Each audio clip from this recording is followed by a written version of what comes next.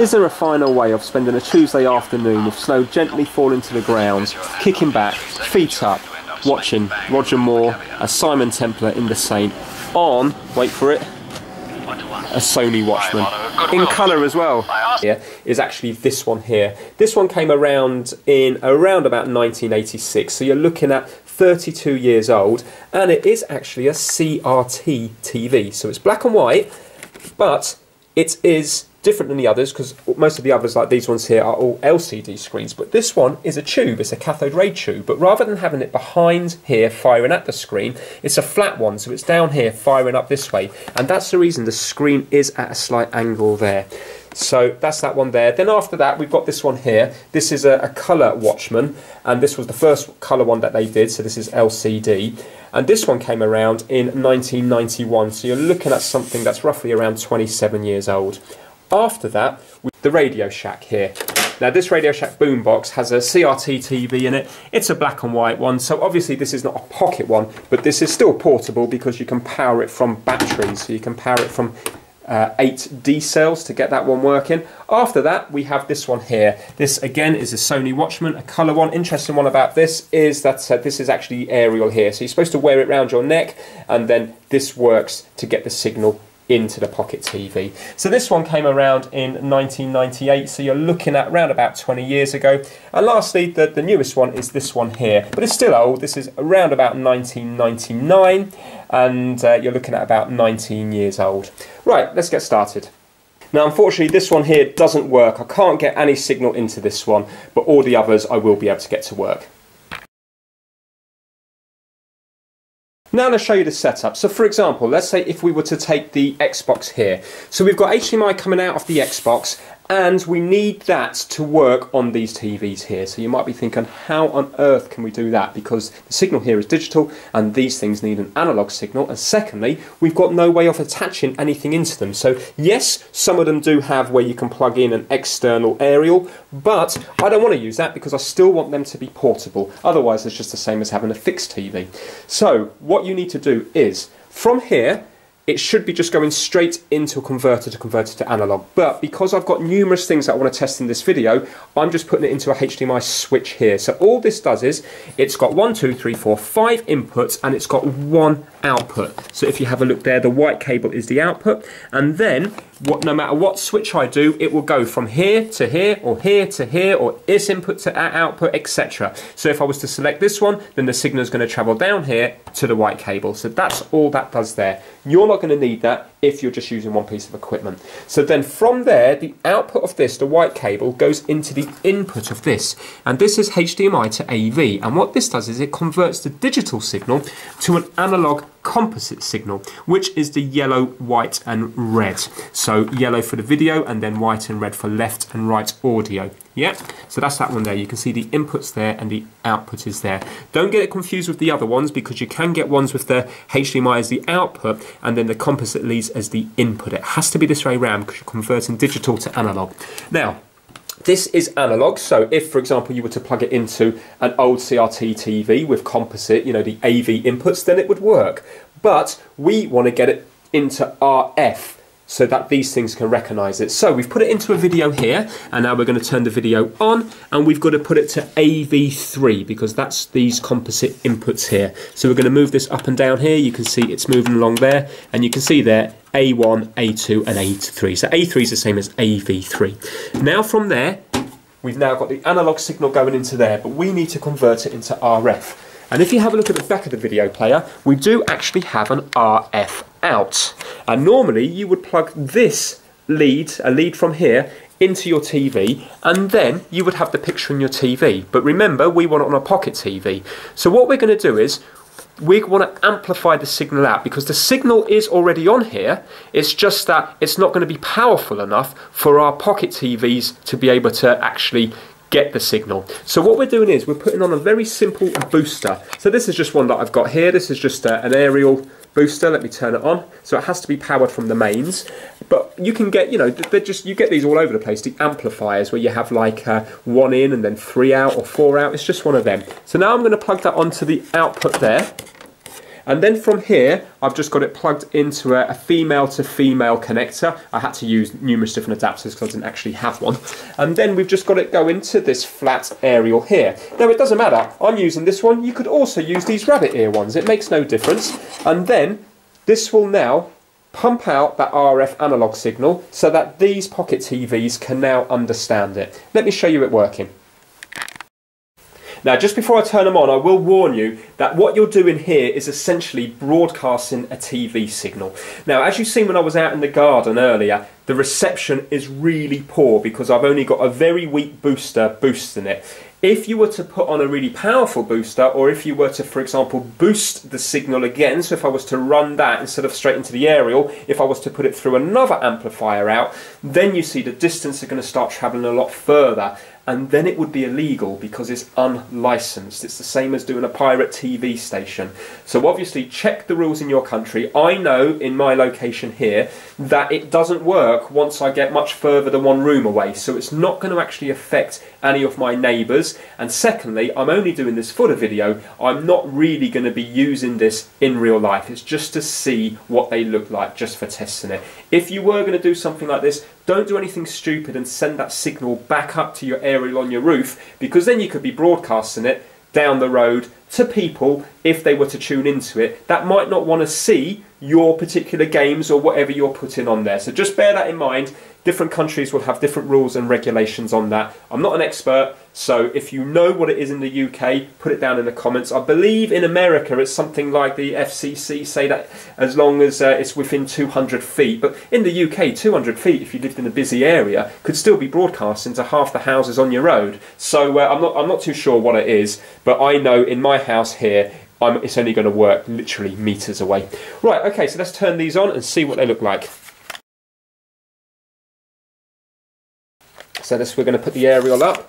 Now remember, with anything like this, it's going to be a case of tuning it in and also moving the aerial around. So turn it on there. So this is a CRT one, remember. Now I'm going to start tuning it in. You can see I'm moving this little wheel here. Yeah, so I'm getting something.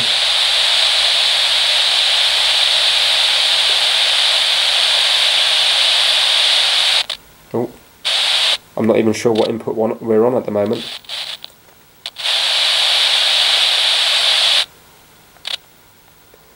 So there's definitely something around there. Right, we're on input 1, which is a Nintendo Switch, so here we go. There we go. Right, okay, let me just go to the home screen. That's it. That is the Nintendo Switch there, if you have a look. Now remember, this is a CRT, so you're going to get little lines going up and down it. That won't be visible with your eyes in real life. It's just the way it's being filmed. Okay, that's it. Right, okay. If I get my controller now, set the maximum volume.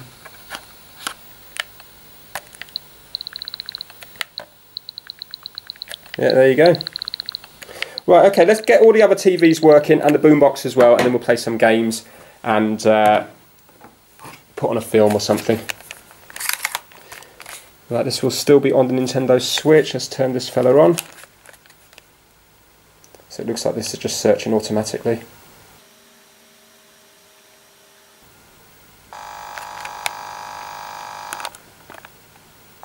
There we go. And this one should be colour.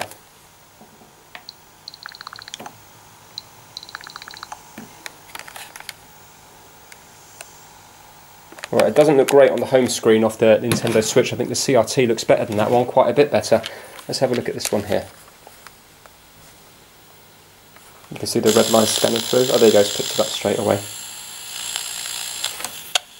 It actually looks quite good, that one. Right, okay, and now let's do the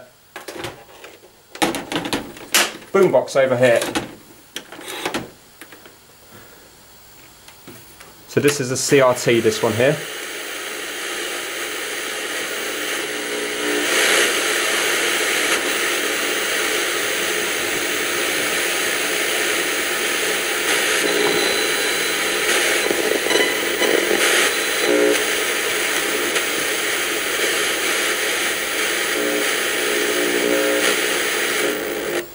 Here we go.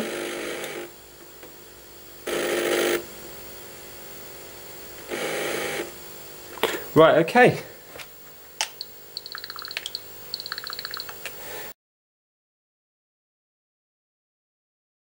Okay, so here we have FIFA 18 on the Switch. So this is on the Casio one here. Now I've turned all the lights off so we can get a good look at the screen.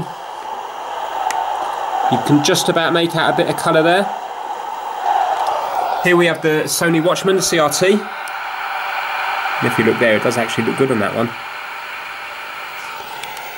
It looks surprisingly good on the Radio Shack boombox. And on this one here, let's have a look at this one. Here you can see a bit of colour there. Let me just start the match. Right. Well, this is always the great moment. The ball's on the centre spot and we're all ready to go. Yeah, okay. Right, let me just zoom in to the... I think I'll zoom into this one. Just to show you a bit of gameplay.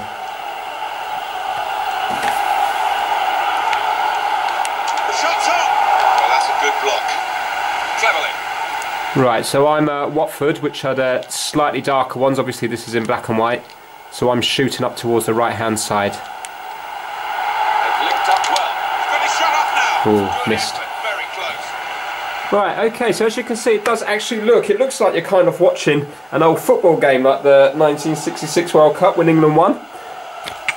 Looks pretty good.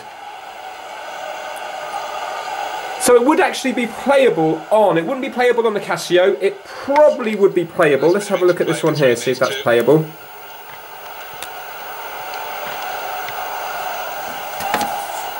Right, so I'm looking at the one on the ground now, the Sony Walkman, the Sony Watchman, the small one.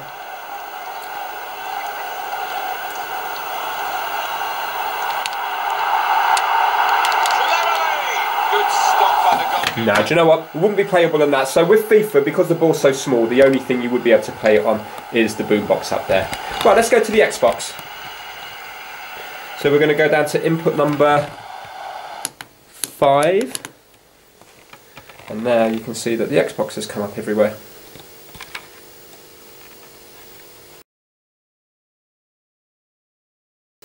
Well, let's have a little look at these ones, see what it looks like. There it is. There it is there.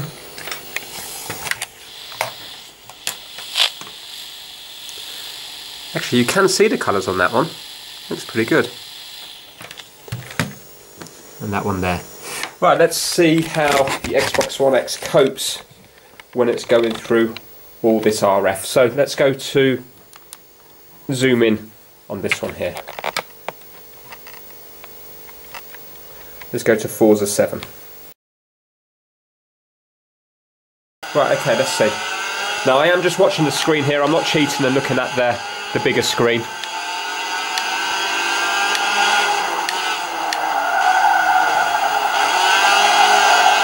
Yeah, so you can see now, it is, that was my fault, it is just about playable on this screen here.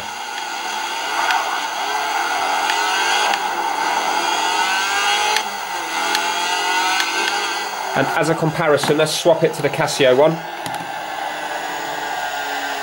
Zoom out a bit.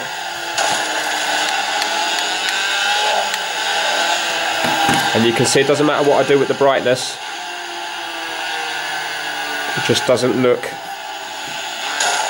very good.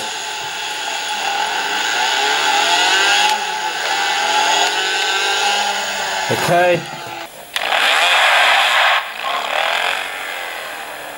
This one is getting there, but it's still hard just because of the viewing angles on it.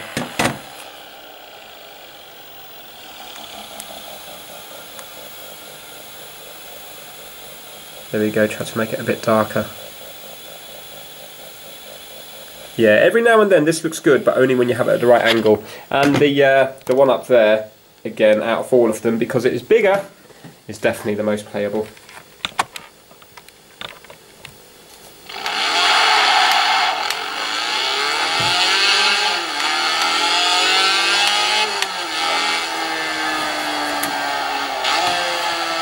Right, okay, shall we see what the PlayStation 4 looks like? So if we go down to here and go to the input number 4, it will now come up with a PlayStation.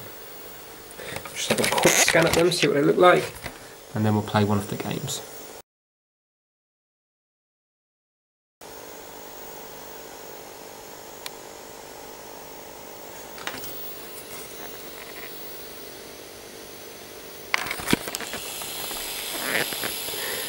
Actually, that one looks pretty good.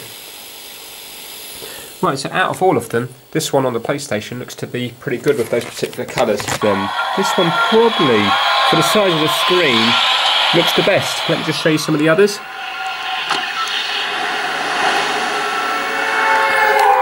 Again, the Casio one is looks a little bit better on Fortnite, but still not great. The one up here looks good.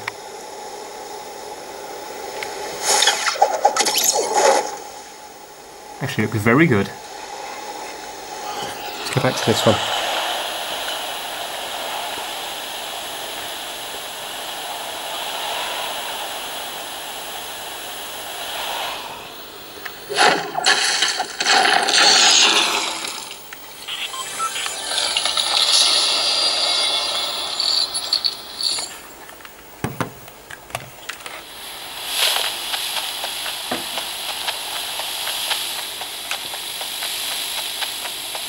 Right, okay, let me show you the PC working.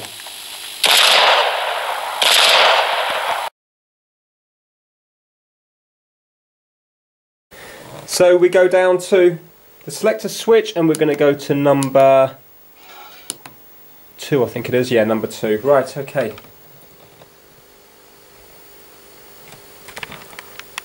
There you can see the Windows home screen. So let me just log in.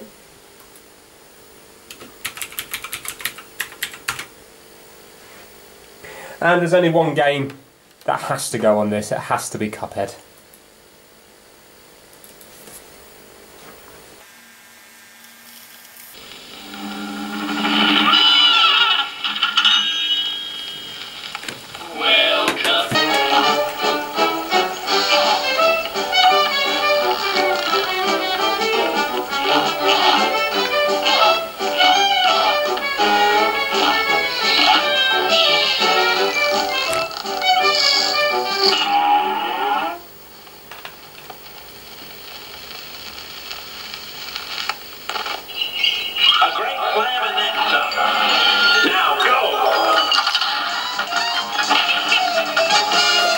Again, this game looks great on the CRT. If any of you watched my video where I was setting up the JVC Video Sphere for my 100,000 subscriber challenge, then you've seen how good it looks on that. And again, it just looks great on this.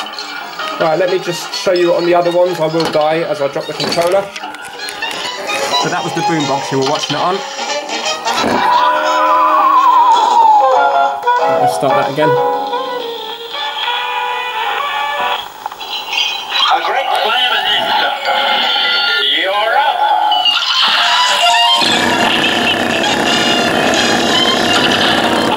The controller vibrating. Let's zoom in on this one here and play a bit on that one, see if it's playable.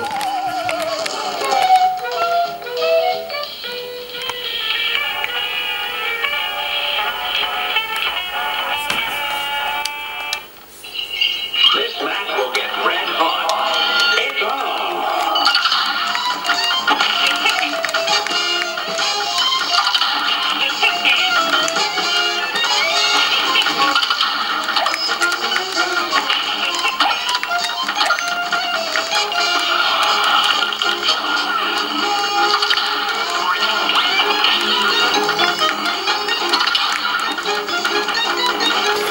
Again, I'm just watching the Sony Watchman, I'm not looking at the bigger one.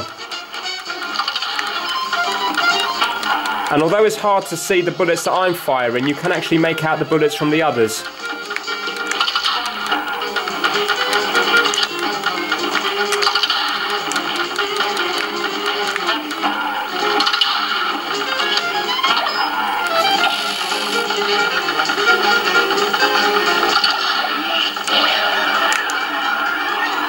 Right, okay, let's put on a Blu-ray.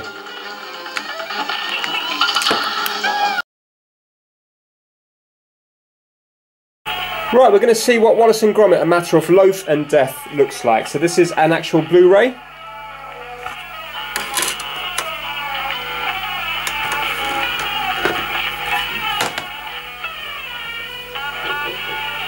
And now I need to go to input number 3.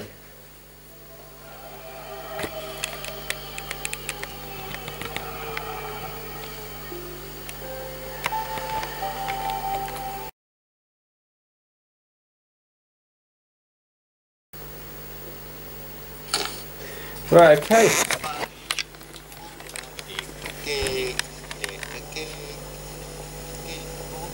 Okay, yeah, that's looking okay.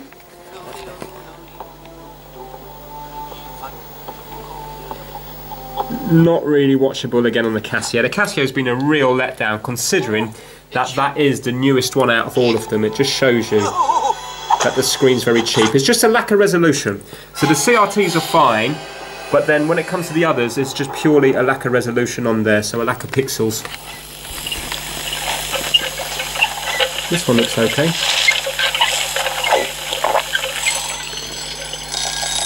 CRT definitely wins though.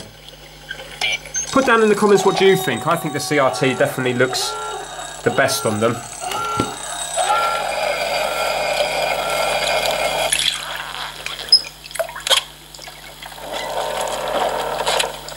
But that is watchable. That one there, I think if I had to choose to watch any of them, I think I might be tempted with the colour one there.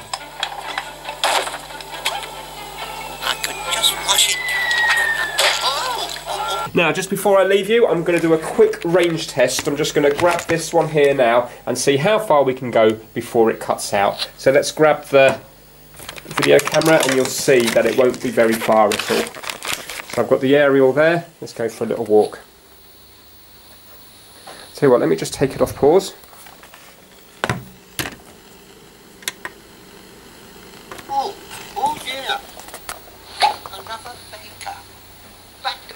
Okay, I've still got reception. Starting to lose it a bit. Leaving one room. Let's go up the stairs and see. Ah, there we go. As soon as I go up the stairs now, it's gone. Just coming back downstairs now. Back into the room. And you can see the signal starting to come back. And now it's back again. So I think out of all of them, the one that surprised me the most, because I thought that this looked like the cheapest product, I think the boombox with the TV built into it is going to be the most useful if you had to use this. But just for novelty value, I think that my favourite is definitely this Sony Watchman here, CRT, because it's so small and it's a CRT, it's the oldest one, and it just looks the most stylish. To me, that just looks really nice. And the size of it, look at that, it looks good. Right, okay, the biggest letdown has definitely been the Casio one there. So, yeah, I can see that back in the day people would have been very disappointed getting this one, compared to this one, which is 13 years earlier. Right, so I hope you enjoyed this video. That was a little insight in how to get Pocket TVs working again in 2018. Again, you're not really going to be doing this. This is just purely to test, just to show that it is possible and just to see what it looks like. So I hope you enjoyed the video. Please give it a thumbs up if you liked it, and please subscribe for more how-to videos. Take care. Bye now.